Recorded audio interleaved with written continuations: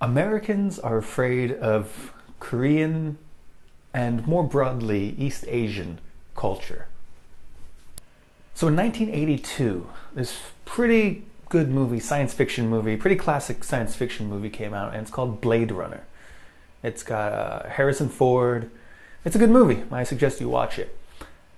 And it's really funny because in the movie, so the movie's made in 1982, but it's set in 2019, which is now 2 years away. So it's always funny when you watch these old movies that predict the future, and then you're in their future, and their future is kind of weird and messed up. So they have robots like androids. They have other weird stuff that didn't come true. And then one of the predictions that they predicted that definitely didn't come true is this. They're in Los Angeles. It's set in Los Angeles, in America. And everywhere you look are Japanese signs. And there's a bunch of like ramen shops, and advertisements have women in kimonos going, ah, but this is LA. And people are speaking Japanese everywhere.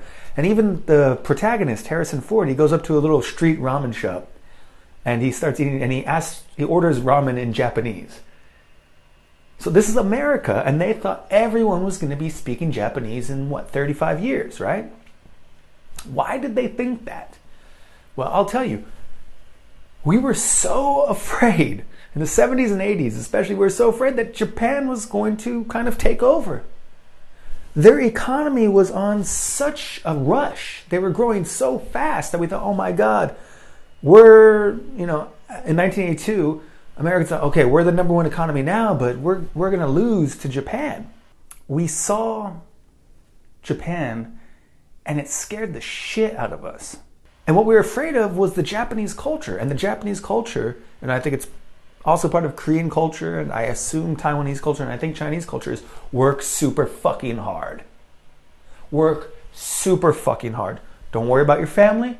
Don't worry about, other things. This is the perception we had, just work every day as hard as you can. Make the highest quality things you can. Work super hard. Scares the shit out of us. Okay? It scares the shit out of us today. Not only work hard, but study hard, right? Go to the best university. Scares Americans so much. Okay, back then we were afraid of Japan, and then Japan kind of faltered out. Now we're afraid of China, and China's kind of faltering out, but China's going to be the number one economy very soon, even though right now America's kind of holding on to it. And what we're really afraid of is we're afraid of this Asian culture where people work super hard. But the question is, why are we so afraid of it? And there's kind of two reasons. The first reason is obvious. We don't want to work hard. We don't want to compete with Asian people that are working super hard. So if you have a company in America, you're going to have American workers who might not work super hard. Or if you make the company in Korea or in Japan, the people are going to work super hard. And we're gonna lose the global economy game. And the only way we'll be able to catch up is if we compete, and we also work super hard. And we don't want to do that. Nobody wants to work hard, right? That's one of the reasons I have so many Korean friends who want to immigrate to America, is because they want to also not work hard, just like Americans, right? Even though that perception is a little weird, because Americans also work pretty damn hard. So number one reason that we're afraid of Korean and East Asian culture in general is that we're going to have to compete, and we're going to have to start working hard. We don't want that. But number two, and I think this is a little more deep, a little more into the reason, is we don't want to lose our meritocracy. The whole idea of America is that we're this awesome meritocracy. I guess I should briefly explain what a meritocracy is.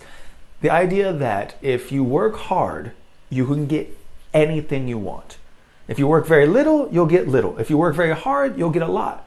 This is what American ideals have been built on since forever. Okay? And the way we were able to do this was because America got super lucky. I mean, I would say Europe kind of got super lucky as well, right? Let's just talk about America for a second. America was a bunch of people who came to a new land, and they just got a bunch of free land.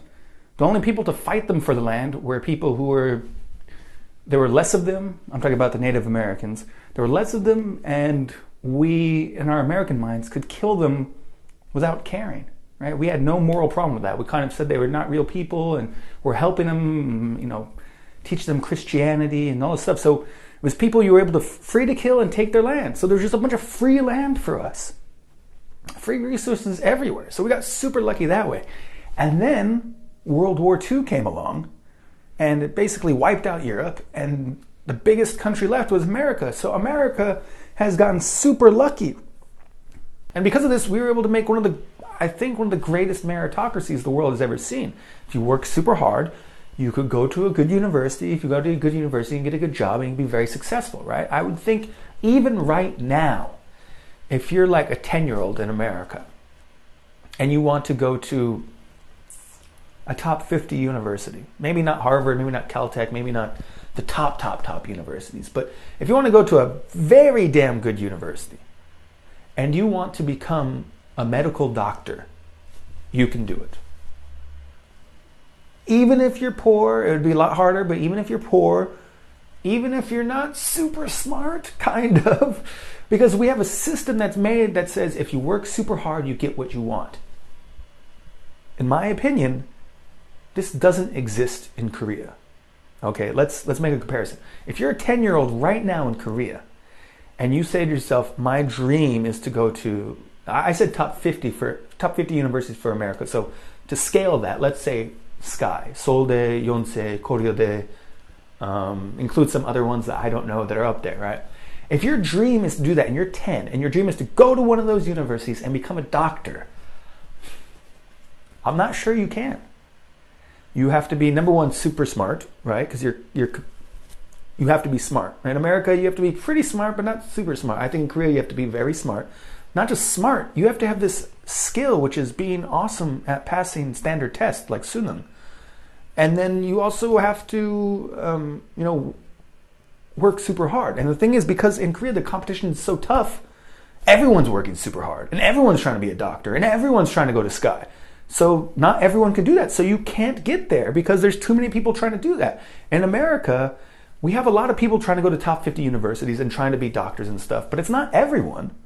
And some of the people who are trying to do that are not the super hardest working people ever. And then they kind of fail and it's their fault, right? We're happy about that. If you fail and it's your fault, that's okay. If you fail and you tried your hardest, that sucks. And right now, I think in Korea at least, you guys do not have the greatest meritocracy.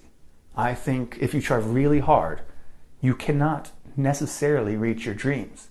And in America, if you try really hard, you pretty much can reach your dreams.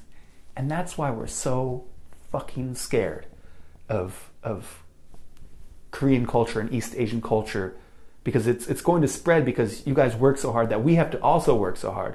And if everyone's working so hard, then it's going to defeat our meritocracy that we were so lucky to get and we're so proud to have. And it's really the American dream. So that is why we're afraid of Korean culture.